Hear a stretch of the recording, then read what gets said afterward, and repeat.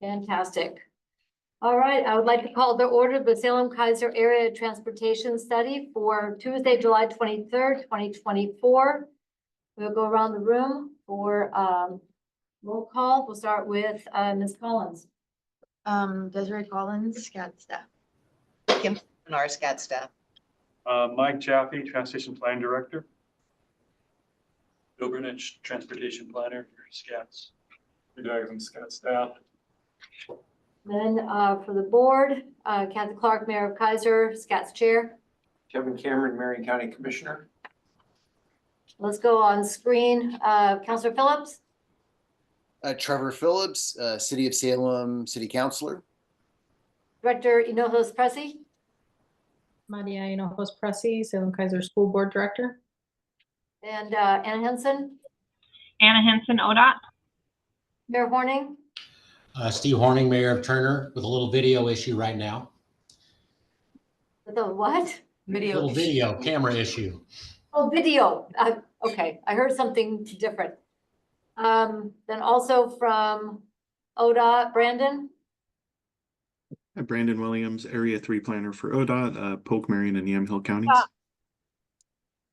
Yep. And looking at the list, and then from the community, Tammy. Tammy Chen, Keizer Community Diversity Engagement Committee. All right, is that everybody? Did I miss anyone? Oh, Julie. Julie Hanson, City of Salem Transportation Planning Manager. All right. Fantastic. The first order of business is to approve the minutes from June 25th. Were there any additions or corrections to note? Motion to approve as presented. Madam Chair, I'll move we approve the minutes from June 25th, 2000. Second. Moved by Commissioner Cameron, seconded by Councilor Phillips to approve the Policy Committee minutes from June 23rd as presented. All in favor, please signify by saying aye. Aye. Aye. Aye. Aye. Any opposed, signify by saying no.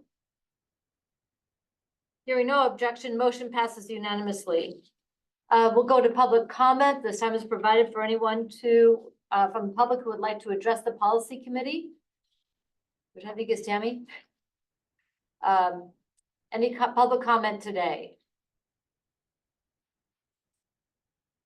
All right, we will then move on to our federal fiscal year 20. Oh, sorry. Just want to recognize we did get one written comment that's in the packet. I wouldn't spend a lot of time on it, but you might want to be aware. Oh, thank you. I've forgotten about that. Scrolling. Remember reading it. So yeah, for the record, we have a comment from Andrew Prince with comments on a variety of things in looks like what we're going to be talking about today, the Amendment 2417, and that's item G. There it is, item G. So noted for the record. Madam Chair, I'll just note for the record that we don't appreciate language that's in those public comments. I would concur, and if this were Keizer City Council, I would actually disallow it because of that. I don't know that I have that authority here, but the language in here would disallow that letter for the record. So I would like to have a conversation with SKAT staff and the SKAT's our COG legal regarding parameters for public comment. Okay. All right, thank you much. Hey, Tammy. Hey, Jacqueline. All right. And thank you for raising that. I probably used it too, but not in written form. Generally, we do not. It's a pretty rough public comment. Well, and you know, we have rules for public comments in the Keizer Council Rules of Procedure that are explicit that we stay on topic. So I will leave that there. All right, thank you very much. Let's go on then to item D, which is federal fiscal year 2027-32 MTIP priority areas. Steve, you're up. Okay, thank you. So I'm going to share my screen. I'll take a moment. There we go. Did I introduce Sarah when we were going around, Sarah Duncan? She wasn't online. She dropped. Is she back on? Let's hear you. I saw her pop in and then pop back out. Okay. Just one note for the record, since she is the Chariot's representative today. Okay. Back to you. I'm gonna get some water. Okay, so I'm gonna talk a little bit about priority areas for our upcoming MTIP document for 2027-2032. And purpose today is to discuss priority areas. And then we'll ask for PC to consider direction on potential priority areas and other feedback on the MTIP broadly.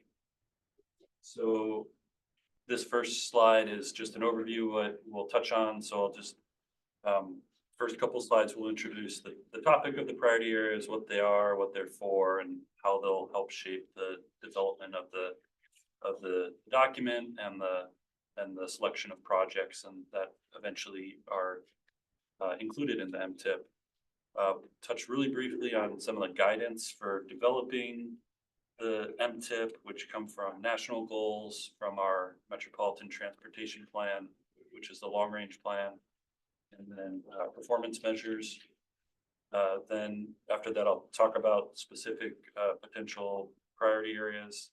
And then we discussed this earlier this month with the Technical Advisory Committee, so we'll include the feedback that we received from the TAC and then some discussion questions at the end. So essentially the priority areas are intended to provide high-level direction and then define what our desired outcomes are for the upcoming MTIP. So you can think of this as an early opportunity for this committee to let potential applicants know what kind of projects we're interested in seeing and what we want to come out of the eventual document when it's finalized.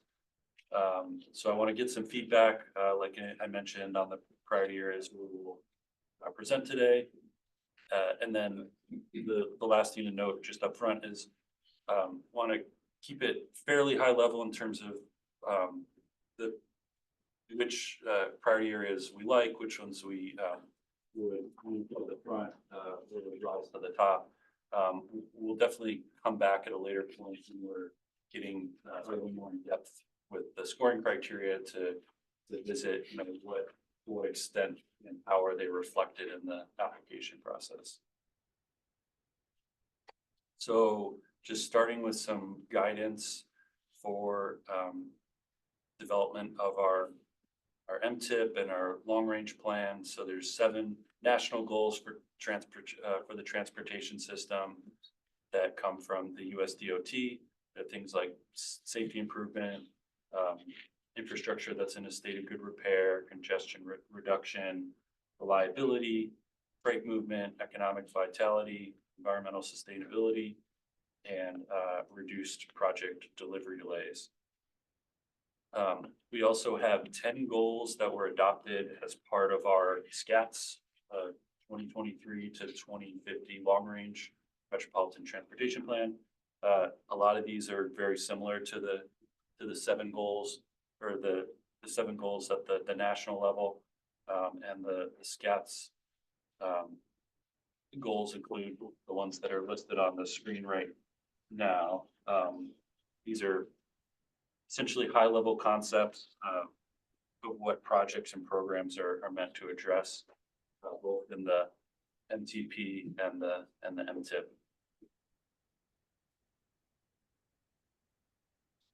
Meeting performance measures. So FHWA and FTA develop performance measures that track how DOTs, transit districts, and MPOs address the national goals, and then MPOs work with the DOT and transit districts to set relevant targets for performance measures in our area. They fall into 5 different categories. For SKATS, we've, at least for the current period, the policy committee agreed to support the ODOT and transit Chariot's targets that they set except for I think there's two that are specific to the SKATS area that we worked with ODOT to set. And those are annual peak hour delay, excessive delay, and what's the second one? Percent of non-single occupant vehicle. Question on that one. Is it a vehicle that's being used by one occupant, or is it simply personally owned vehicles, regardless of the number of people in it? It's the number of people on it. So it is percent of non-single occupant vehicles. Vehicles with single occupant. That are being used by a single occupant? Okay, because that's not a car. That is simply It's a a vehicle. car with one person. Could be a motorcycle. Or it could be a motorcycle. It's non-SOV, so it could be a motorcycle with two people. Same vehicle with more than one person. Okay, thank you for that clarification, because I think sometimes our terminology, at least in my brain, it gets a little bit mixed up. Thank you. Okay, so that's sort of setting the stage for what we seek to accomplish in our long-range plan and then in the shorter range MTIP as well. Gonna shift and start talking about potential priority areas for the upcoming MTIP. So the first one on the list is continuing to prioritize finishing projects. This has been an ongoing approach that the policy committee has agreed to, and we will come back, I think, potentially next month with some updated language edits. But based on our most recent conversations and the direction to create reserve buckets, we felt like this would be an ongoing priority area for the MTIP. The next potential priority area is safety. During our last round of the MTIP for 2024-2029, safety elements of a project receive 2 times the weighting as other categories for scoring. We also have our Metropolitan Transportation Safety Action Plan, which is nearing completion. And there's going to be some performance measures associated with that related to projects being built on the high injury network and safety projects within a half-mile distance of a school. So we could potentially, as we next phases, as we think about how we score safety, we could take a similar approach that we have existing in our scoring criteria, or we could get a little more granular, looking at some of the performance metrics that are going to be in the MTSAP. So the next priority area, this one came out of discussion with the TAC. And so TAC members gave us some feedback that they felt like projects supporting the goals of the ongoing regional scenario planning effort made sense to propose as a potential priority area. I think most folks are familiar with this. It's the joint effort that Keizer, Salem, Marion County, and the transit district are required to work on through the climate friendly and equitable communities rules. And the impetus behind it is to establish strategies for meeting state greenhouse gas reduction targets. Those outcomes from that process will be incorporated into future local transportation system plan updates. So the thinking with including this priority area was to emphasize projects that aligned with the goals of that process, not necessarily incorporating the specifics or the aspects of that rulemaking, but the overall goals that are reflected in that. So we felt like example projects would be support or increased support for transit capital projects like bus purchases or other facilities, projects that are big improvements to the regional bicycle and pedestrian network, and then maintenance of the existing system. Question. Sure. So giving as an example project support for transit capital expenses, and I wish transit were on here. Well, I guess I might ask Maria to switch hats.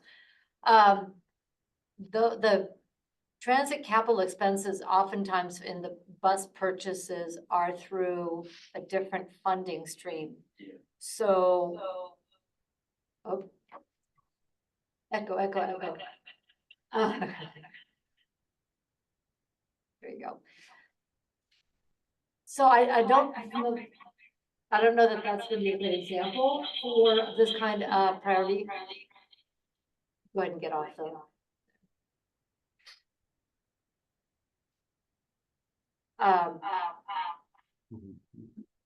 Sorry for. You're gonna be able to get off. Yeah, go ahead. Desiree, can you go ahead and click her out? Steve may need to mute his computer.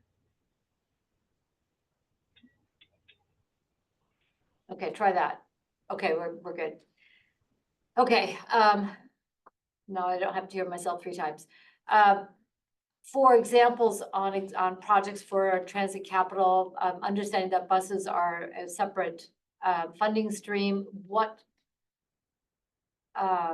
if we want to give an example for transit, we might get a little more specific on what would fit in this MTIP.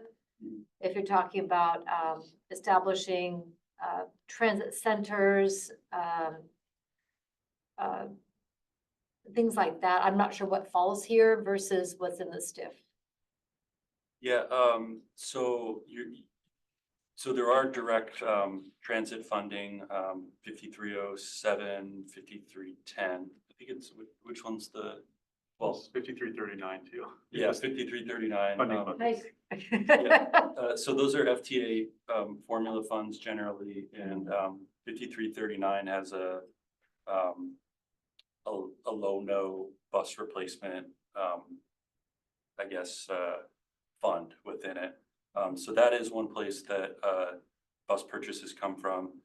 In previous tips, there have also been a portion of SKATS discretionary funds have been used for bus purchases. Like for match or something like that? For full Okay. purchase, All right. yeah. In short, we used to give something like $500,000 per year Okay. for bus purchases, bus Uh-huh. replacement purchases. And you'll see that in the tip, they're kind of lumped together into like one bucket instead of spread out every year. Okay, that helps. Thank you. But Madam Chair. So we have to Commissioner? wait and see what the goals are out of this whole planning effort yeah, to add projects. Yeah. Right? Yeah, I think that would help inform the process. You know, at the same time, I think we have a general sense as the, well, my understanding is it's the scenario planning piece of it is going to be finished later this year, potentially. So we'll have some more guidance there. I think we sort of, in a general sense, and that's why I kind of said general alignment with the goals. We know what direction it's going, and we know it focuses on greenhouse gas reduction. So I think we can do a pretty good job of scoring and I guess considering those elements, just knowing what we know now, but we'll certainly know as the process goes on. Councilor Phillips? Yeah, I agree that it'll help to see like other potential areas of priorities. But in terms of this one that's presented, I mean, I'm in favor of it. You know, we've got the need for a South Salem Transit Center. And then, you know, we've got the issue that I recall in my own words is that you have like bus stops, but they're almost like islands. And it's hard and unsafe for people to get to and from those. So, Yeah. you know, when and where we can, you know, beef up the sidewalks and bicycle paths to give people a safe route to our core network, I think is a big deal. And it has a benefit that goes beyond just, you know, reducing greenhouse gases. It has benefits for like equity and safety. So I like this concept, and I look forward to seeing more. Thank you. Anything before we go to the next slide? Okay. Slide, okay. So The next potential priority area was state of good repair. So this would be an emphasis on investment in the existing system before any additional expansion of the system, particularly like capacity expansion, adding road lane miles to the system. And then the last one is regional programs, and this relates to 4 regional level programs that the MPO funds that have region-wide benefits. So those are our Regional Traffic Control Signal Center, Transportation Options Program, which is run by Chariots, the Safe Routes to School program for Salem-Keizer School District, and then also, and we do use MPO or some of the funding for MPO planning, staffing, SKATS itself. And the questions we put to the TAC related to the regional programs were specific to would they prefer an abbreviated application process for funding as compared to the capital projects where jurisdictions apply for construction funds, and then what sort of annual or regular reporting would they like to see for the to the TAC and the PC. Stephen, venture. Yeah, Commissioner? Why is the Safe Routes to Schools program limited to Salem-Keizer and not Cascade, since Turner and Holmesville are now in our area?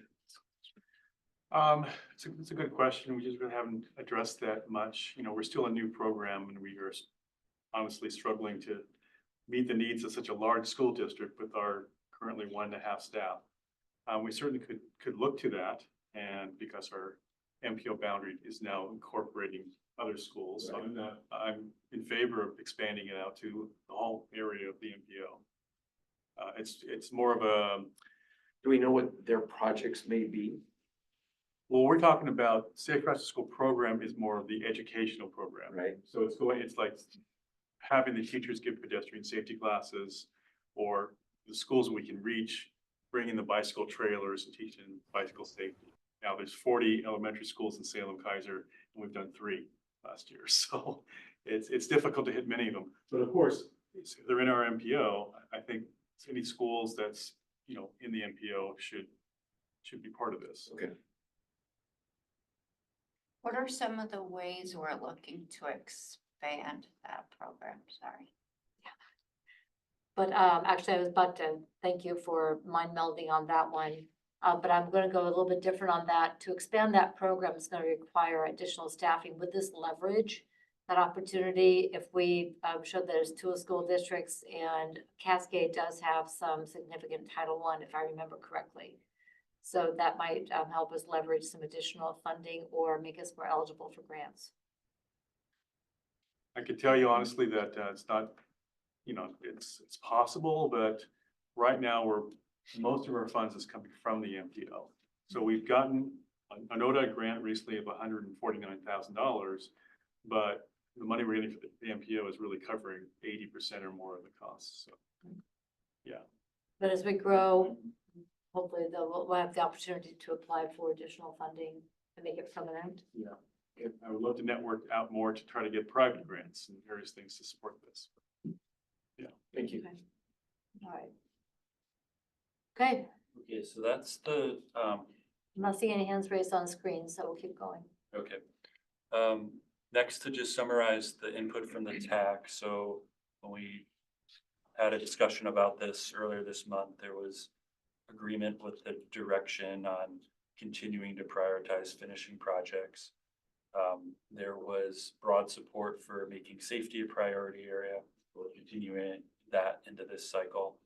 And then the third one, as I mentioned, there was the support for supporting projects that are making it a priority area for projects that support the goals of the regional scenario planning effort.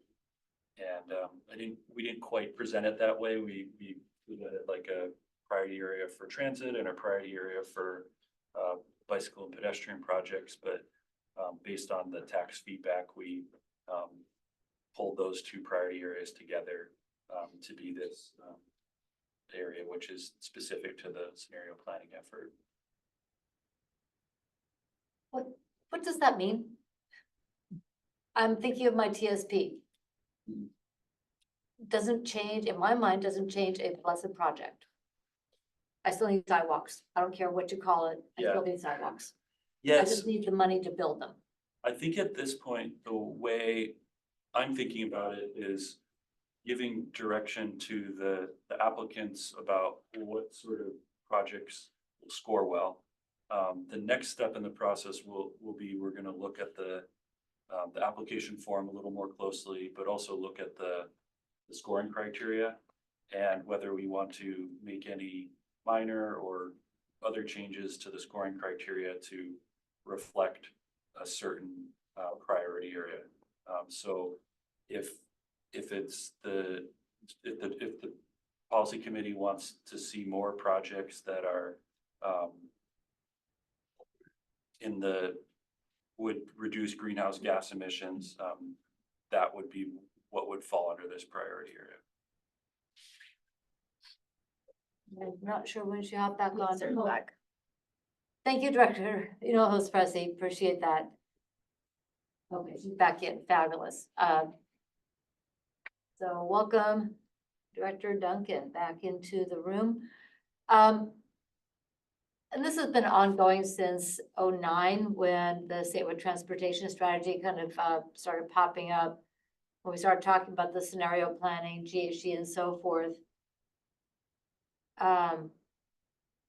I said it back then, I'll keep saying it now. I still need money to build the sidewalks and finish systems, and that's what this group has continued to do. We have done corridors, the collaboration between Salem and Marion County to do whole corridors. has We been just had a significant. death on State Street this weekend. It was in an area. I think it's just inside this, just outside the city limits, Mhm, where there's no sidewalks.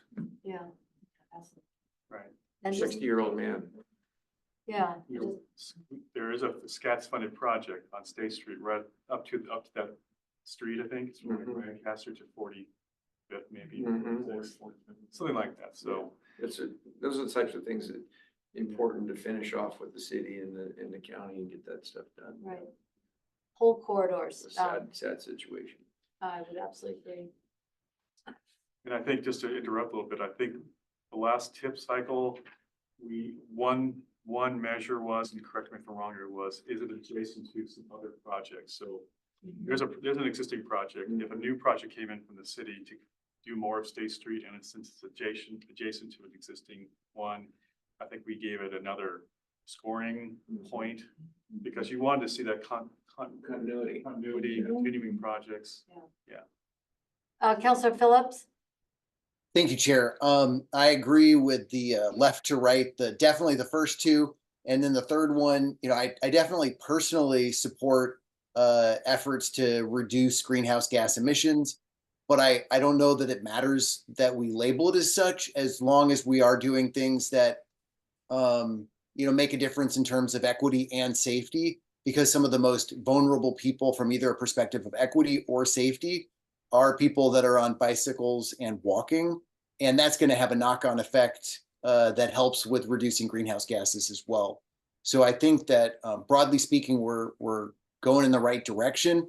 And I'm not sure the labels matter that much, but maybe staff could tell me more as to what they're thinking. I mean, I agree. Without the funds, it doesn't really matter. Like, you got to have the funds to build the sidewalks. So that's well said. Yep. Director Hinojosa Pressy. Thank you, Chair. I kind of like dovetailing off of Councilor Phillips's point is just that I remember back whenever we were discussing around how we were going to be weighting projects. And if I remember correctly, and it's been a while, that there was something around like that we really couldn't quantify that greenhouse gas reduction. And so I guess my question is how do we quantify that? What is the measurement that it is based against? That's a great question. I'm gonna leave it to staff because I can't answer it. I'm not aware of a quantifiable. Well, the state has using vehicle miles traveled per capita as their stand-in for the GHG as part of the original scenario planning work. And that is a possibility, but modeling, if the project's too small, or if it does things like just adds walking, our current model will not be able to pick it up. Our future model, which unfortunately will be available after this process, would consider biking and walking and provide better estimates of how much travel people are doing. But for now, that is why the state is trying to do the BMP capita as opposed to a GHG amount of carbon dioxide reduction from not using either vehicles that produce carbon dioxide or from people walking, biking, transit. So the short answer is, just to recap what I said, currently it's difficult now to quantify results, the reduction in GHG for a particular project. Would be easier to do a set projects than an individual, because there's a lot of variability in how many people are walking on State Street, for example, versus how many in the entire, and you get a bigger number, so you have better confidence in your estimates. Thank you. Counselor Phillips. Yeah, thank you, Chair Clark. I appreciate the dialogue so far. I guess at the risk of just saying the quiet part out loud, I think we voted on, adding some components to our scoring system, which probably won't have any, radical changes. It'll be pretty nominal in terms of emphasizing equity and safety. And I think at that time we looked at considering adding greenhouse gas emissions and reducing that as a thing we could do, but this body didn't vote to do that. So I think, we're stronger. We got a bunch of diverse, views in terms of our voting members on this body. I don't know that we have the votes to enshrine something like that moving forward. But I guess my question is, from staff, are we leaving money on the table? Do we expand availability for more grants if we codify an effort, not just for safety and equity, but also for greenhouse gases? Because I think that could probably move some of us to, more actively advocate for codifying that language. If I could jump in on that one, I think that's where the scenario planning may do the job or part of it. Would that be and then I'll turn to staff to answer that.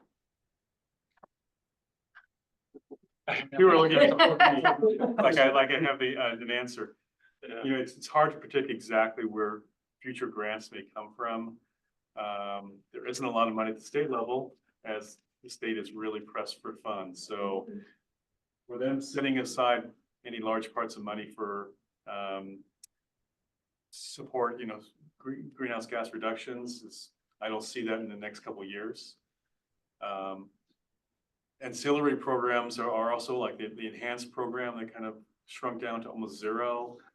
We still have the safe routes to school infrastructure projects. And so there is some leveraging there potentially if the application is properly crafted. And depending on how federal policy goes, who knows, there might be more or less, money for carbon reduction. Right now, as you may remember, we do get some money called the Carbon Reduction Program. It's only about $600,000 a year, so it's hard to do a project with $600,000 a year. But we add those funds to other funding sources to build projects. Maybe that program will increase. Maybe it'll have a discretionary or competitive,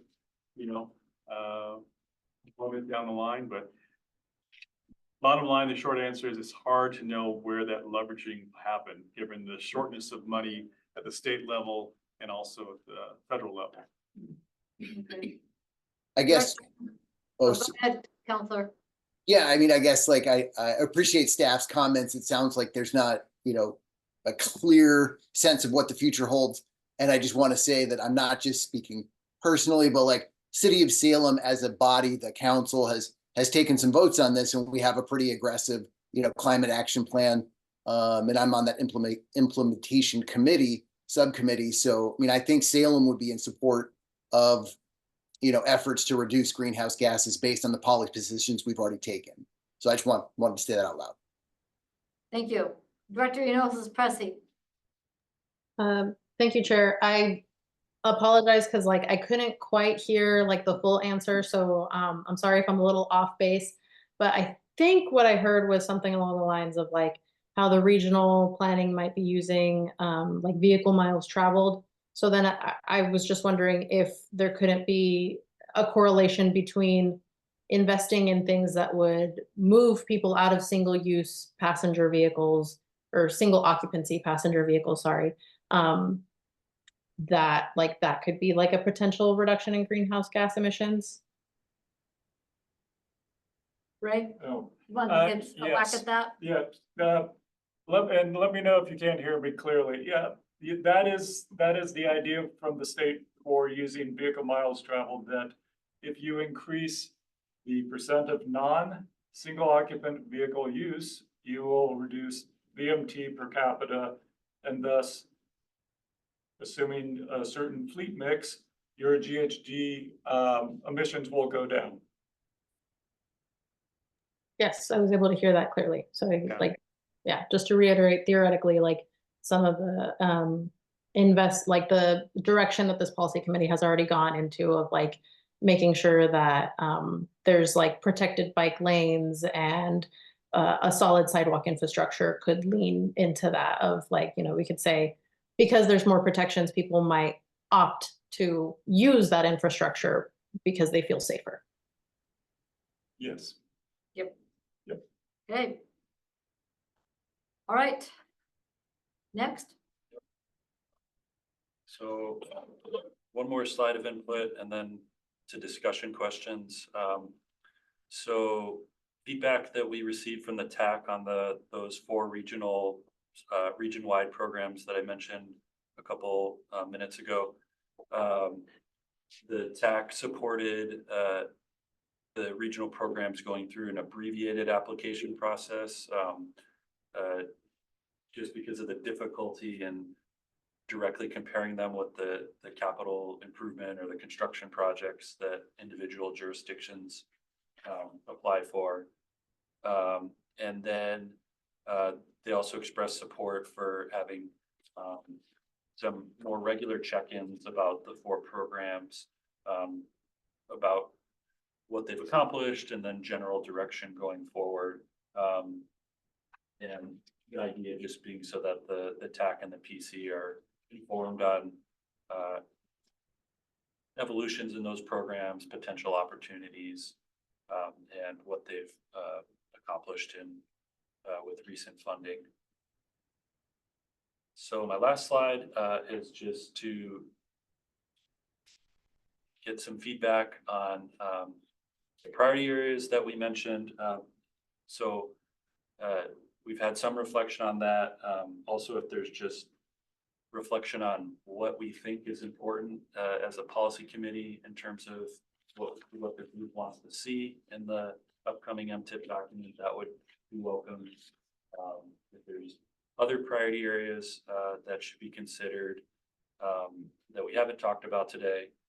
And then the last question is just for some feedback on the tax suggestions regarding those region-wide programs. Okay.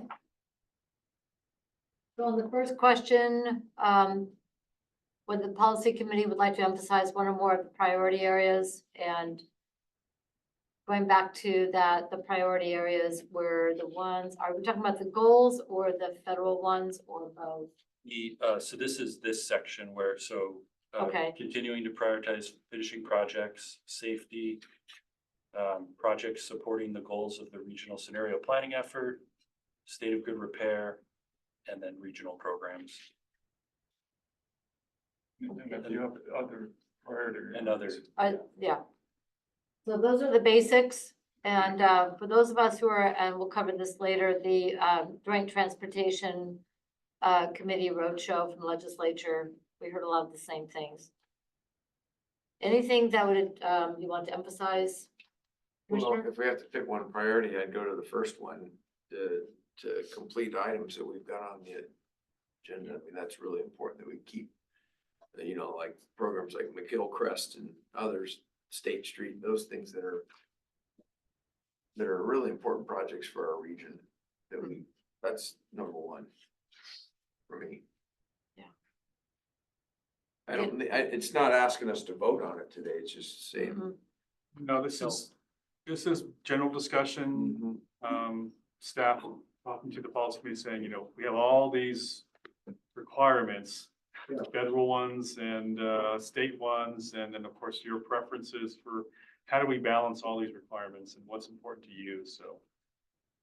Informational, but also trying to get some feedback so we can direct your preferences, your priorities to the people that are applying for projects. Thank you. Counselor Phillips. Thank you, Chair Clark, and I appreciate the presentation from staff. I think that the recommendations from staff are all very strong. I think, you know, personally, potentially even as well as like being a representative of Salem City Council, I might say that safety is as important as completing projects, but I don't know that it's like more important. I think you got to complete projects to benefit from them. And then I would say that, you know, trying to make a difference in terms of, you know, the additional safety that comes with the regional planning, from equity's sake, from safety's sake, from, you know, the benefit it has for greenhouse gases is also very important. So I think that you guys are in the right, you know, ballpark. These are the right things to emphasize. And just in terms of like completing versus safety, I'd say they're equal. And that's the feedback and comments that I have. Thank you very much. Dr. Enos-Pressy. Thank you, Chair. And again, like, forgive me if like I might have like misheard or misunderstood something.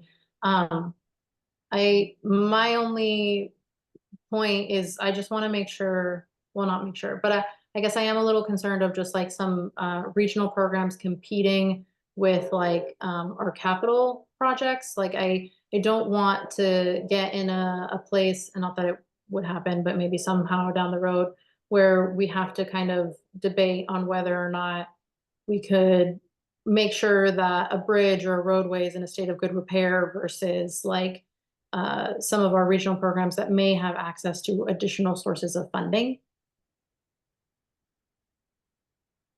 Point well taken.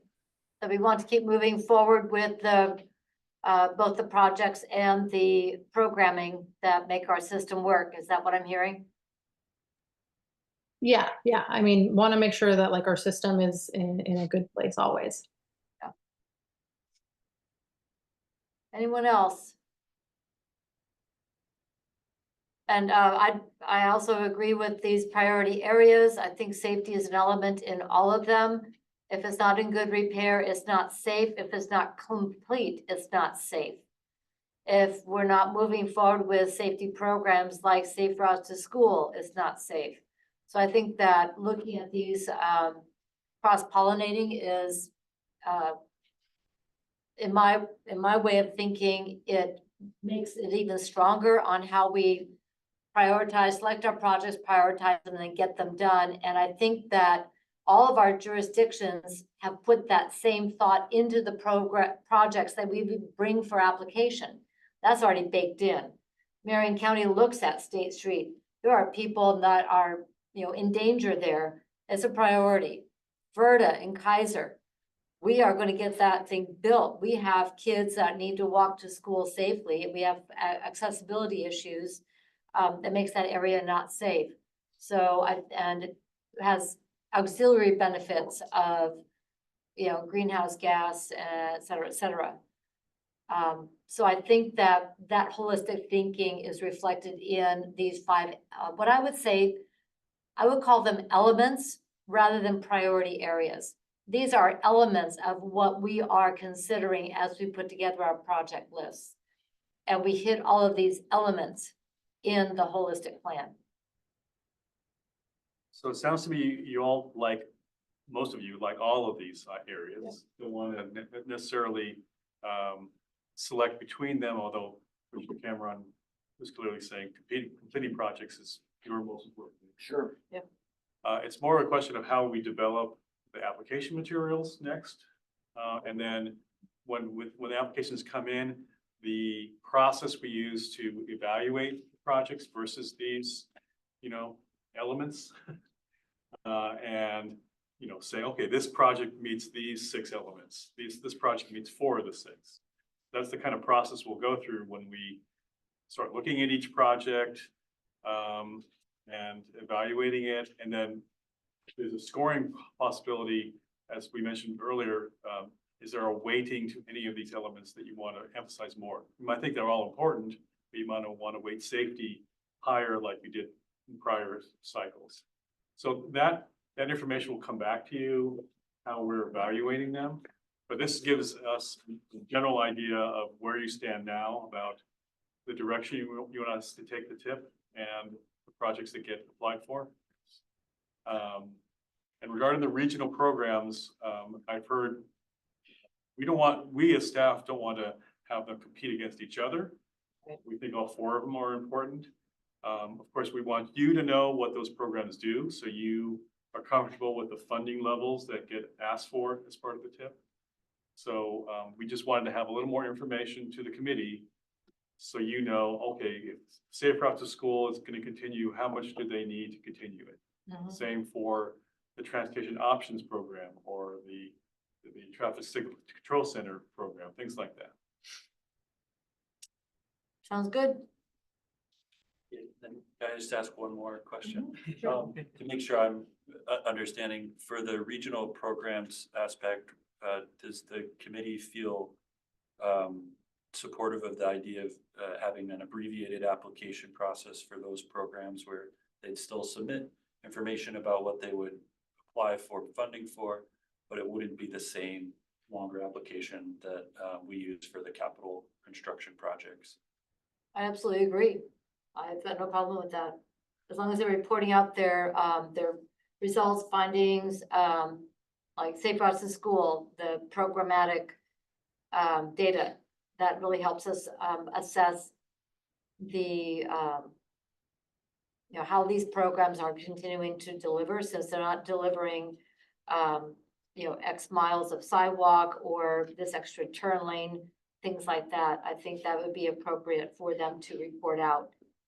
And also it would help us understand, to Commissioner Cameron's point on the Cascade School District, where the opportunity is for expansion or leverage. Councilor Phillips? Thank you, Chair Clark. I appreciate the question from staff. I don't know that I have a technical background sufficient to answer that question. So I would need more information on what, the long application form is versus the abbreviated. But if Chair Clark thinks it's a good idea, I'm inclined to support it. So yeah, I just don't have that level of technical background in this specific field. I think what I hear from abbreviated is that anything related to capital construction doesn't belong necessarily, although the ITS might have some capital input. So that's going to be a little bit different if they're going to do an expansion of the Regional Traffic Control Center. That does have capital. Primarily, it's paying for staff at Salem to just operate the traffic control center. Right, but we just did an improvement. We fund those separately. Oh, okay, that's what he said? Yes, what he said. Thank you. So that actually makes it clearer then. Thank you. I guess my follow-up is, would it be correct to say it's staff recommendation to do the abbreviated application? We're getting a lot of head nods. Yeah. Yes. Okay, if it's staff recommendation, I'm totally good. Yeah. Okay. We'll get the appropriate data to help us understand the performance of the programs. I think that's what we're looking for, is the accountability without creating burdensome paperwork. Perfect. You got it. Thank you. All right, thank you for a great discussion on this. Let's go on to item E, which is the update on projects expected to request additional funding. Inflation is so much fun. Steve, Okay, well, one moment, I'll share my screen again. There's a memo in the packet and, I'll just give an overview of what's in here, as a general update, not requesting, any action on this item. So the purpose here is just to think about, before we actually get to our next MTIP in 2027, the funding that we estimate that we have available up through that point, and then a couple of projects that we expect are going to request some additional funding. So we're just working on giving the picture of what's to come in the next few years. We anticipate that there's about $7.5 million in unprogrammed funds through 2027. And the two projects to highlight are the Verta Lane project, which in the winter, this upcoming winter 2025, is expected to request the funding for the completion of construction, $2.7 million from SKATS, and City of Keizer adding close to $2 million in overmatch, in addition to the 10.27 required match. The TAC had recommended this in concept, so that's a funding expense that we're expecting over this winter. The other one that I've had conversations with some of the engineering staff at Marion County with is the Center Street project. This is the Lancaster to 45th project, and they're estimating that they're going to request approximately $1 million for that project. There are a few other projects, and I'm going down to our balance table down here, funding balance table. So we start with the 7.5 million up here at the top. The Verta Lane and the Center Street project, we're expecting to request the funds that I just mentioned. And then there's 5 other projects on the list that could potentially request additional funds. The ones further down, I'm a little more confident are not going to request funding, but it's possible as they have construction in 2025. And then we also have a Commercial Street project, Vista to Ratcliffe in Salem, and for City of Salem, and then State Street project, which is scheduled for construction in 2027. So that's sort of the picture of what's upcoming. With the requests that we know are going to take place, that would leave us with about $3.8 million. So we're in a lot better situation than I think a year ago or a couple of years ago in terms of balancing future requests and making it to our next TIP cycle. And the list is getting a lot shorter, which means a lot of projects have been, if not completed at this point, they're being completed, and they've been funded. So that's just the ongoing picture of kind of where we are with our revenue estimate and then what we expect to request additional funds. perfect. Any questions on these 2 projects and the, what we're doing right now is we're proceeding as we get better and better data rather than jump into new projects. But I know we have some in the wings that as our financial picture improves, we'll be able to start moving them into the next phases collaboratively. All right, what I'd like to do to ensure that we retain quorum, we have some people with some timeline issues, is to take G out of order. Is there any objection to jumping to item G, and then we'll circle back to F? All right, with that, let's go ahead to item G. Sorry about that, but I just got a note we need to. Well, I gotta leave at 1:20. Yeah. I want to make sure. Yep. Since we're down 2, I think. So in the packet, there's 3 MTIP amendments, full amendments. The first one is a transit project for 5307 formula funds. The request here is to be updating the description, to make it a little bit more detailed. I think the thinking about how exactly the funds would be used changed. So we would be canceling the construction phase, moving funds to an other phase. But the total amount is not changing in this case. So that's the first request that came from Chariots. The second one, which is amendment 24-18. Sorry, the first one was 24-17. This is a Polk County project, which Polk County requested to cancel. Unfortunately, there's a discrepancy between the striping standards that Polk County uses and the striping standards that ODOT uses. And my understanding is that because of that difference, there's not enough tolerance on the striping to place the delineators that were a part of the project scope here. So like those raised or either they're raised or they're recessed paving markers that are on the lines. And because of that, Polk County requested to cancel the project. And they felt that they would have to revisit other road striping on county roads to be able to complete the project. So when I did check in with staff about that question. And then the last one is 24-19. This is this is an existing project for long-way driving treatments on I-5. It's mostly signage and other, I think it's mostly signage and maybe some lighting. But this project needs to be added to the current TIP. It's in the previous TIP. And then we'd be adding some additional funds to the project, about $1.3 million to this project.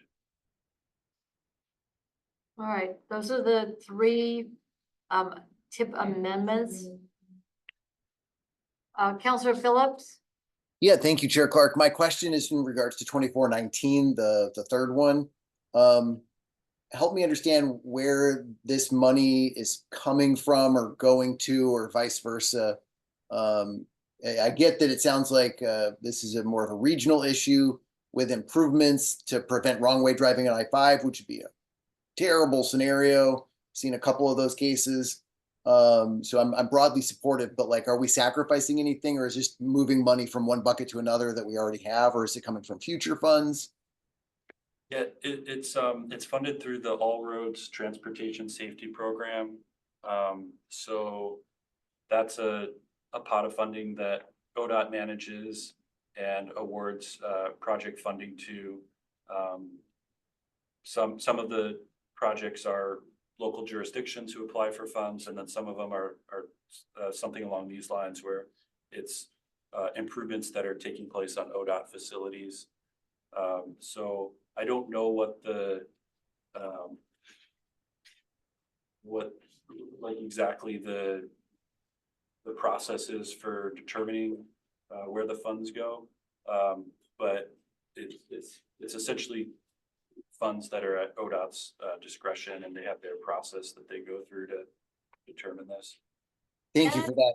And my follow-up question briefly is just, do we have a sense of like where in our MPO on I-5 this might go, or the likelihood of a few places where this might go, or is it just broad and could be the whole thing? I could find out, or maybe Anna might know. have more information. Anna? I don't know the exact locations, but I'm going to go into STIP FP right now and look, and it should list them there. This particular project's being delivered, I think, out of our Springfield office. And so I'm not super familiar with it, but let me take a quick look, because I think it has the mile points and the highways in STIP FP typically.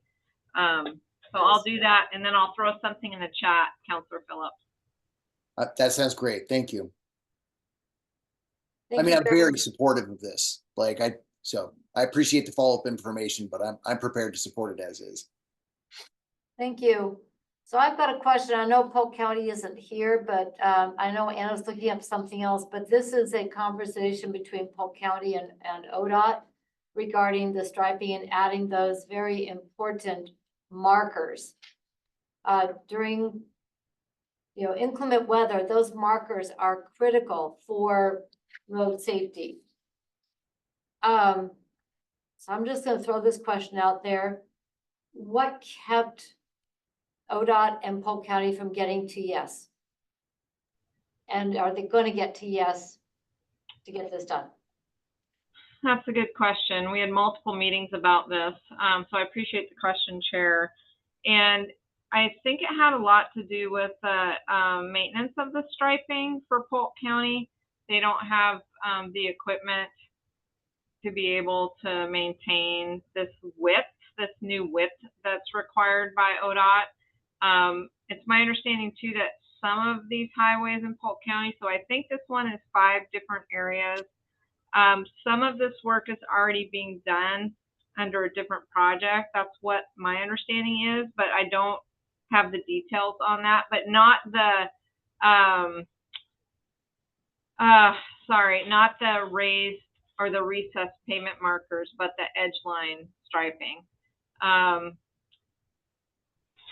That's pretty much all I have. So I think, so the short answer, sorry, let me just summarize that, is that some of the work's already being done on some of the highways or has already been done for the striping piece of it, and that Polk County just can't maintain a wider striping width in the areas that were going to be included as part of this project. So they pushed back a little bit, but our traffic folks were not willing to go to a narrower stripe.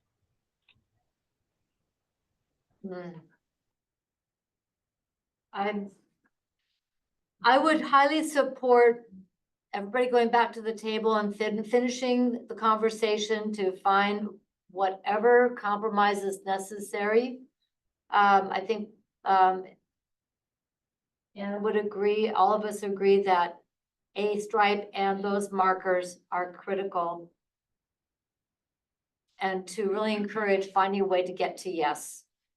I know they've requested to cancel this project, and I'm going to comply with their request, but I am going to voice my concern and my objection to giving up on this process to get this project done.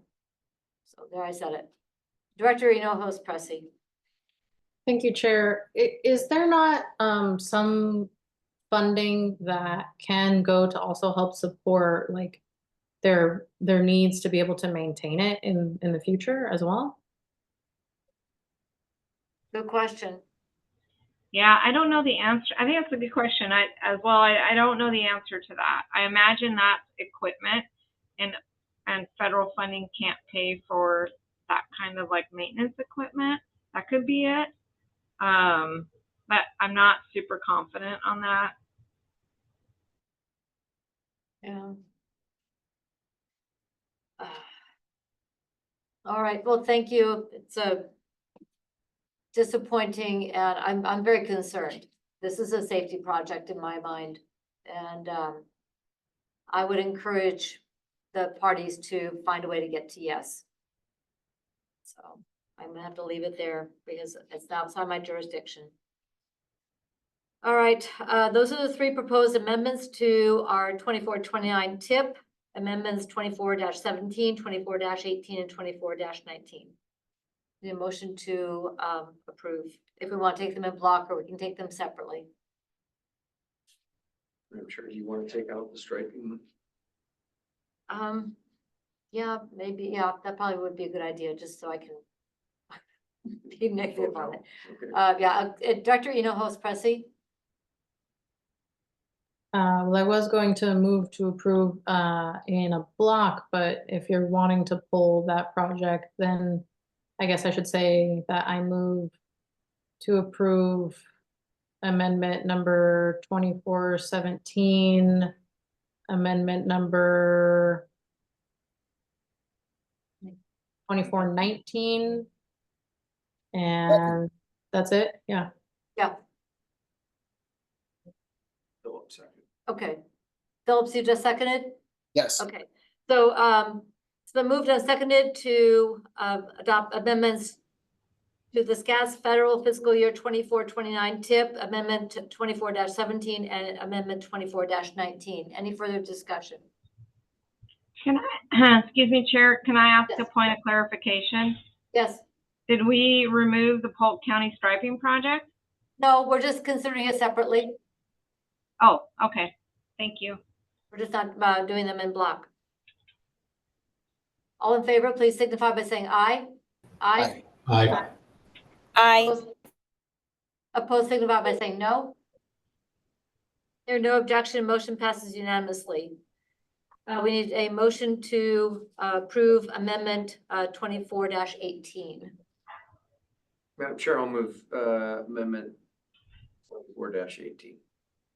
We have a motion, And for the purpose of making things move forward, I will second it. and Councilor Phillips seconds, so Commissioner Cameron moves, Councilor Phillips seconds, amendment 24-18.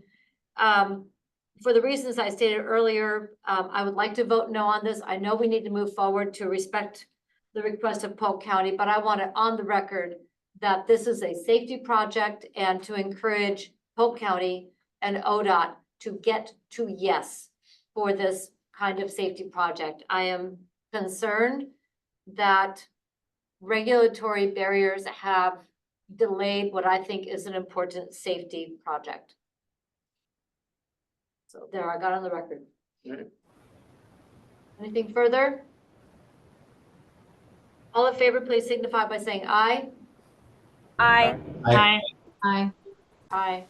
Oh, I know, I've given you a chance to vote no. I know you did, but I'm, at least I got my comments on the record. I respect, and for, you know, my comment also is that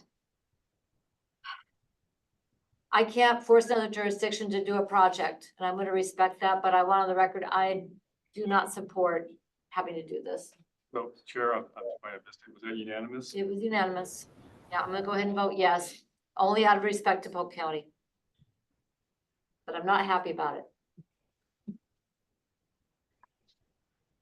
So let the record so reflect. They're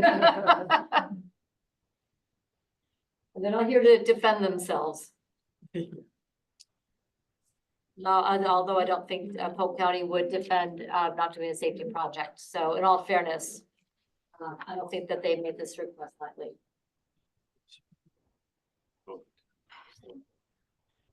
All right, let's go ahead and circle, and thank you for that, Commissioner Cameron. I Sure. appreciate the opportunity to get the objections on the record. We're gonna go ahead and go back. What was, Those are the ones. okay, well, read those into the record for people listening to the audio. Anna, why don't you go ahead with your comment? Just threw in the chat, the areas that are affected by the I-5, to answer Councilor Phillips's question about the wrong way driving treatment. I-5 northbound mile point 168, that's, through 263. So that covers our area. And southbound mile points 168 to 263. So I'm not sure where 168 is, but 263 is north of us, so that's still within Marion County. But that's where these wrong way driving treatments were going to be on I-5. Does that make sense? And any additional questions? Yeah, that's been pretty far south. Okay, so it sounds like it covers at least 2 regions. Yes, or 2. No, probably region 2, but 2 different areas. You know, Oh, okay. should all be within region 2. Olive Grove. Sounds like Cottage Grove area. Yeah, Okay, okay, yeah, that's probably true. Okay, thank you. okay, It's like all the way up through Brooks. It's almost 100 miles. All right, thank you for that clarification. We appreciate it. Let's circle back then to item F, which is the congestion management process corridor reports. So in your packet, you have a memo talking about corridor reports. And what I'll do today, and I understand people have timing issues, I'll try to be brief. Give you Introduction to the congestion management process, overview of the corridor reports that were produced yearly, and then the focused analysis that we did this year, looking at 2023 to and 2029. Sorry, 2019. Jumping ahead in time a little bit.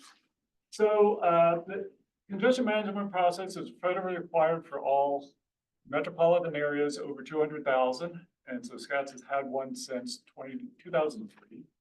The CMP is a document that was adopted by the PC back in 2022 for last time.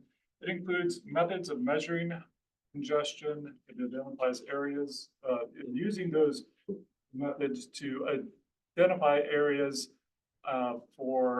with congestion, the amount of vehicle congestion, and also identifies a bunch of 31 strategies to use to manage or address congestion on those roads.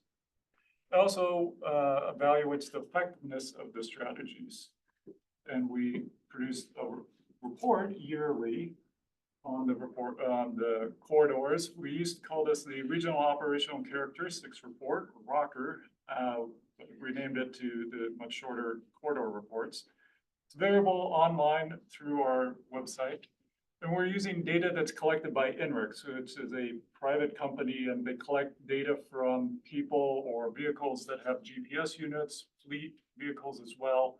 It gets a timestamp and a location every second, and then they can aggregate that and use that data to tell us what the travel speed or travel time is on a lot of roads in the nation.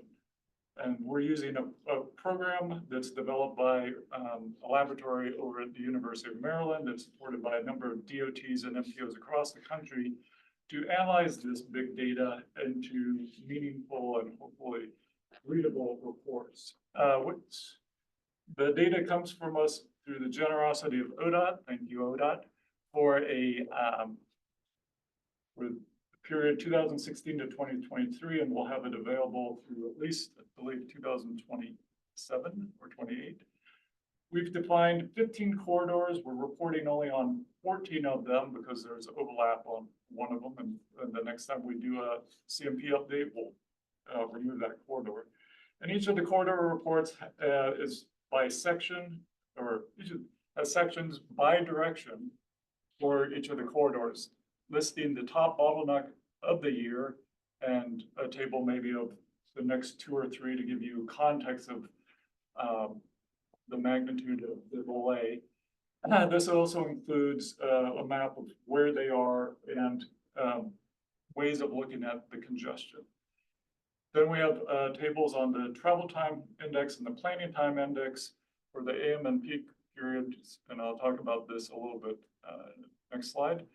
And then it has a list of the projects on the corridor, those that have been completed since 2002, and those that are included in the long-range plan out to 2050, including the ones that are illustrative, to show what is being done to address congestion or other issues along that road that might provide people options. And then there's a table that lists which of the 31 strategies are actually in use in the corridor, whether they are regional or corridor-based in nature. So for this year, we had the opportunity, now that we're out of COVID and the reaction to COVID, to look at changes between 2 periods of time. And so the 2019 to 2023, we're using the travel time index and the planning time index to look at the 14 corridors and see what has changed over that time period. And travel time index is a measure of vehicle congestion. So this is simply the speed, the travel time on the corridor divided by the free flow time on the corridor. And that gets you a ratio, the ratio. So it takes you 15 minutes on the corridor for, say, in the PM peak, and in the free flow period, it takes you 10 minutes. Your travel time index will be 1.5. So it's taking roughly 50% more to travel in that period. And we're using ODOT's definitions for categorizations for when moderate congestion is and severe congestion. So a TTI of 1.2 to 1.5 would be moderate congestion, and if it's over 2, it's severe congestion. Planning time index is a measure of the reliability of travel on the road, on the corridor. It is the time that you need to think about if you want to reach your destination on time, 95% of the time. Again, it's another ratio. So this is taking the 95th percentile travel time divided by the free flow period time. And it gets you again, you know, something between less than 1 to over 2, depending on the corridor. Again, we're using ODOT's definition. So if it's under 1.33, it's considered reliable. And if it's over 2, it's extremely unreliable. In the document, there are tables that go into more detail on each of the AM, midday, and PM peak. I'm just going to high points for this presentation. So the travel time results, we can see that of the 28 corridor directions, so 14 corridors, two directions each of the periods in the AM and the midday, there it's about even whether they were better or worse in the years between 2019, well, between 2019 and 2023. For the PM peak, 22 of the corridor directions were better than they were in 2019. So, for the planning time index, we see that the vast majority of the corridors were more reliable in 2023 than they were in 2019. And then in particular, we can look at the number of corridors directions that are unreliable or above, so severely unreliable. And you see that in the 2019, there were a lot of corridors in AM and midday and PM that were unreliable, and that the maximum value was either close to 2 or in the case of the PM peak, close to 3. So that's a long time for people to be wasting in congestion. In in 2023, there was a large drop in the AM peak of the number of corridors that are above, that are unreliable, and the maximum value was reduced. Ditto in the midday and PM, we see a smaller reduction in the number of corridor directions that are unreliable, but we see a large drop in the worst case of what the value is for the maximum planning time index. Extra point credit for anybody who can guess which one is the PM peak maximum value. I got it. Okay, what is it? It's either the I-5 bridge or Wilsonville. Oh, no, this is just in Salem. Oh, Mission Street. Oh, sorry. Market. Oh, no. Wallace.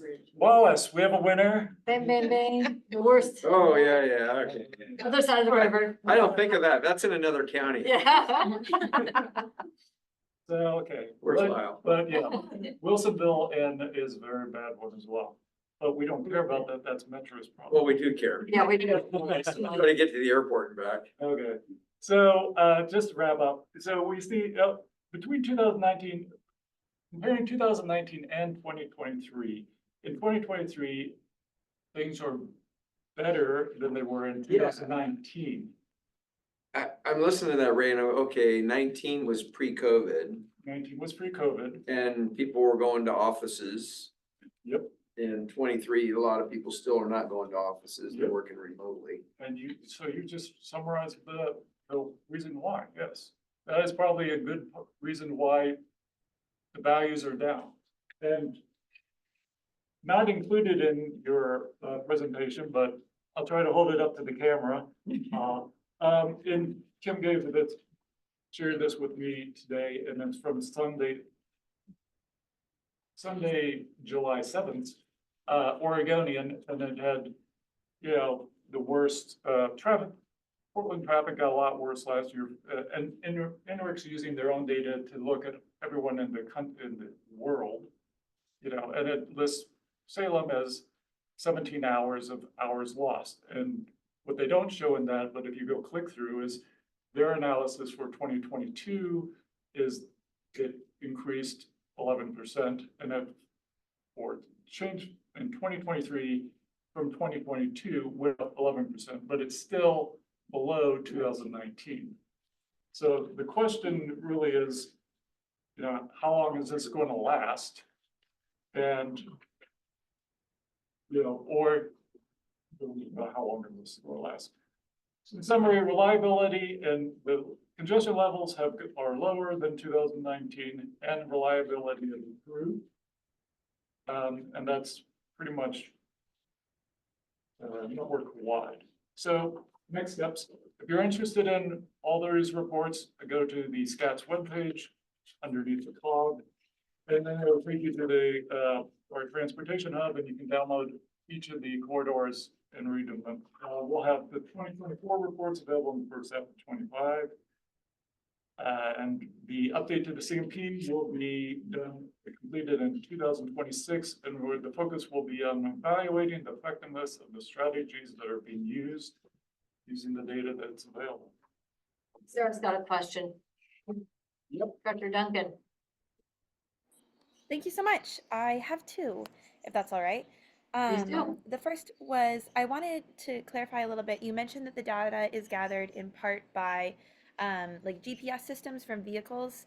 Is that the only gathering, or is it like cross-referenced with another data set? It is mainly the GPS from vehicles, or it could be people who are using a Waze or one of the apps on your phone to provide directions, something that's has a GPS and a radio that can share it up into the cloud where NRECs can get it. So NRECs isn't necessarily directly collecting all the data. They might be getting from GM or Honda or somebody, one of the manufacturers that has that, or a third party. All right. I asked the question mostly because I wanted to kind of highlight the fact that if we're only getting the data from vehicles that have GPS, then we are kind of getting a sampling bias there, because usually newer vehicles are going to have GPS, therefore usually slightly wealthier people are more likely to have those cars, and there's potentially a DEI mistake there in the data, and we're maybe not capturing that. And I just wanted to highlight that for us to have that in mind while we're looking at the data sets. And it's also, and then it's also including fleets as well, so trucks. So it's not, interesting. It's not just personal vehicles. It is fleets and apps on people's phones. No, I appreciate that. I do want to highlight there's potentially a very specific sect of the population that would be getting missed, which would be people that are driving vehicles that don't have GPS in them. And since that would likely be people driving older vehicles, that would likely be a specific portion of the population. So I just wanted to highlight that. And then the other thing was that, is there any data that we're gathering that isn't taken from single passenger vehicles or like cars? Like, are we getting anything for bike, ped, transit to measure congestion, or is this all coming from single passenger vehicles only? For these measures, it is all motorized vehicles, whether that's personal vehicle or private. We do collect data from transit on their ridership.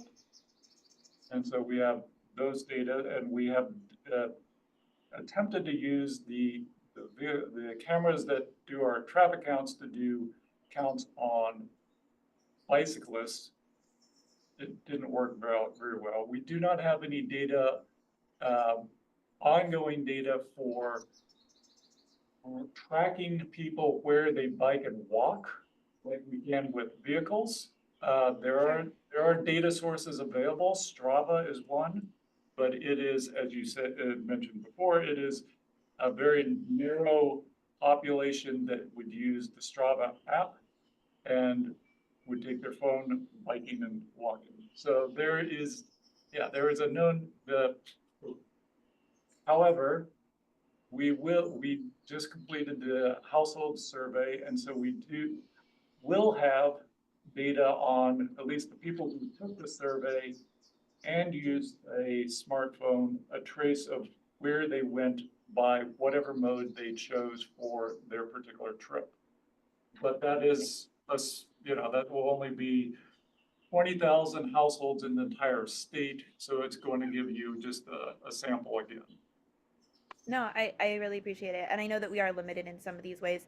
I just am a bit of a data nerd in my free time. So if I have a chance to highlight where we have some holes in our data, I like to, because that's where humans come in to fill in those holes as best we can and be able to use our brains to extrapolate out. So thank you for me being able to ask those questions and highlight those to the group. We have data needs, and we have, Mike can give me all the money and we can fill up the holes to a little bit, but Mike can't give me that much money. We have it. Yes, you do. Come on. I'm gonna go, Counselor Phillips. Yeah, I appreciate the staff. Thank you, Chair Clark, and I appreciate the staff's summary on this topic. I mean, I think it's fascinating to see, what's changed between 2019 and now.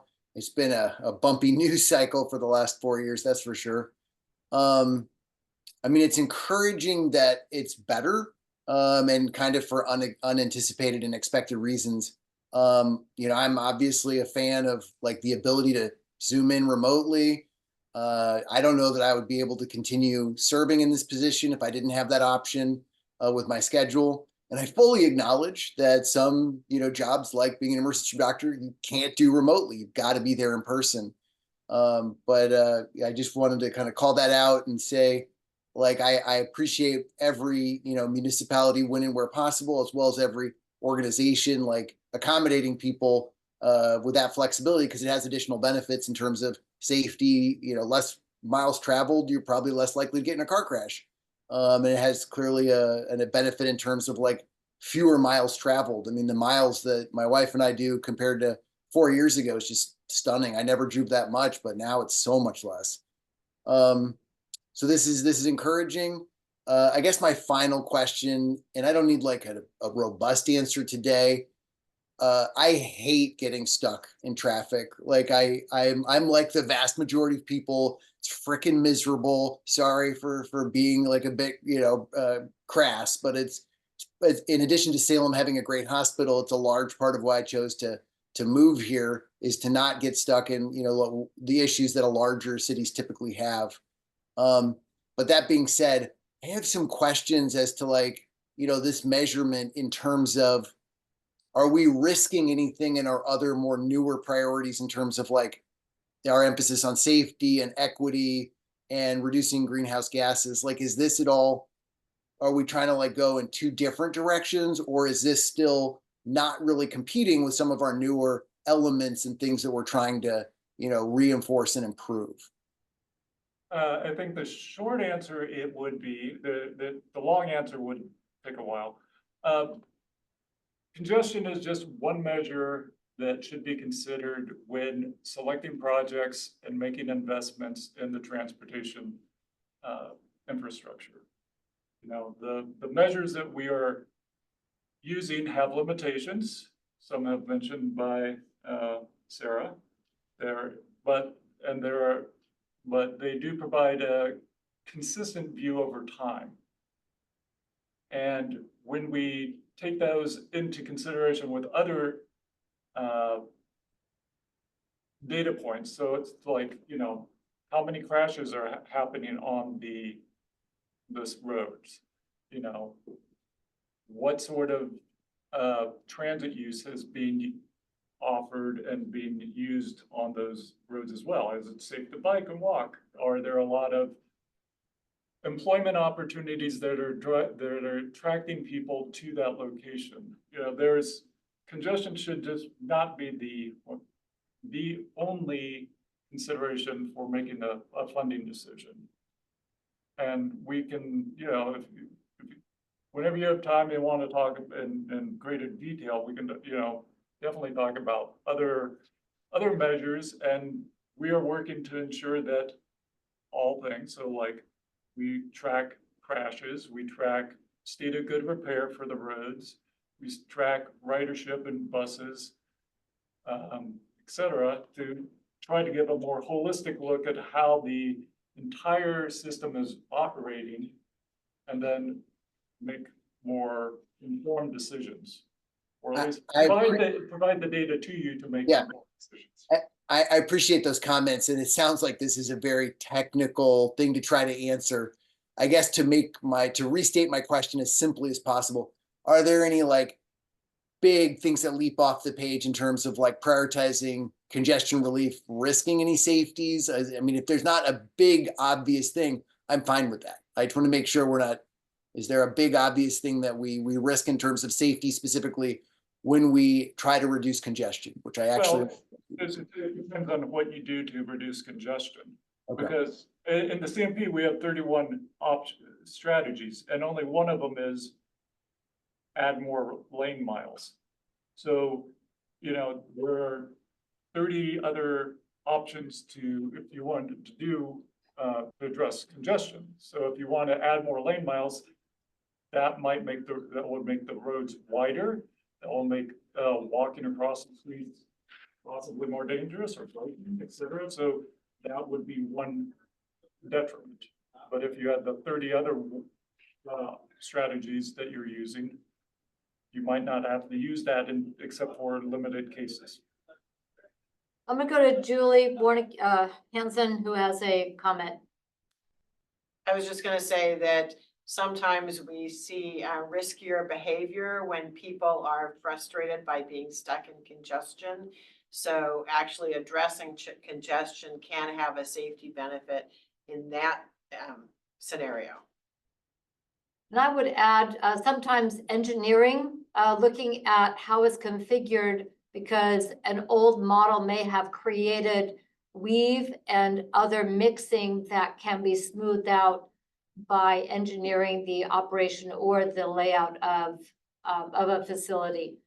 So it may actually make it safer for multiple modes to use that. But if you have mix and match, that generally, in my experience, is not a great thing. But that tends to be the older facilities that weren't designed for multimodal interoperability, or my preference, separation. Okay, any other questions or comments? I just had a follow up. Yeah, follow up. So thank you, Chair Clark. It's an excellent point on weaving and the idea that when you mix and match, you know, the multimodal, it gets more dangerous.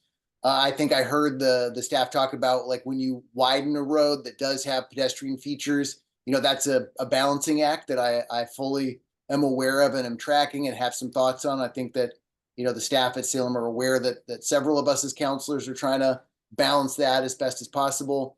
And I have, you know, seen people's dash cam videos when people get frustrated and stuck in traffic, they start doing really weird and dangerous things. So anecdotally, I've definitely seen evidence of that as well. So good points. I appreciate the discussion. Thank you. All right, thank you. All right. Good. All right, in the know. Appreciate this. Let's go on then to our tip modifications. Item H. Yeah, so there's just one modification that's in the packet. It's on the very last page of the packet. And it is the addition of the Vision Zero planning and 20 is Plenty implementation project into the tip that we reviewed last month and the PC approved. So that's in there as an action that took place. I think it might actually be, I'll have to check again. It might still be awaiting federal approval to be added to the STIP, but it's been added to our SKATS MTIP. That's all I have to report there. Okay. Thank you very much. Let's go on to item I for additional information. We have the transportation planning update chart regarding the SKATS transportation safety action plan. Mike, did you have anything additional on that? Yeah, we're working on versions of the plan. We've had meetings with our committees. We want to get a draft version out beginning of August for an open house that we're going to host online. We're setting that up with the consultant team. And then after we get feedback and another edits on the plan, it's coming back to the policy committee finally in September, your September 24th meeting. In early September, we're arranging a meeting of both the steering committee and the project management team to meet together. They've never met as one combined group. So we want them to meet in beginning of September to kind of look at the plan before it's finalized, and then bring the final plan to the PC on the 24th. So a lot of steps to still go through, but we're on the last couple months of this work. Exciting. Yeah. The Oregon travel study, as Ray just mentioned, it's completed. Over 20,000 households, Ray. It was a very successful program in this round. And obviously the next part is to kind of start looking at the data, getting reports from the data. Ray, do you have anything you want to add to that?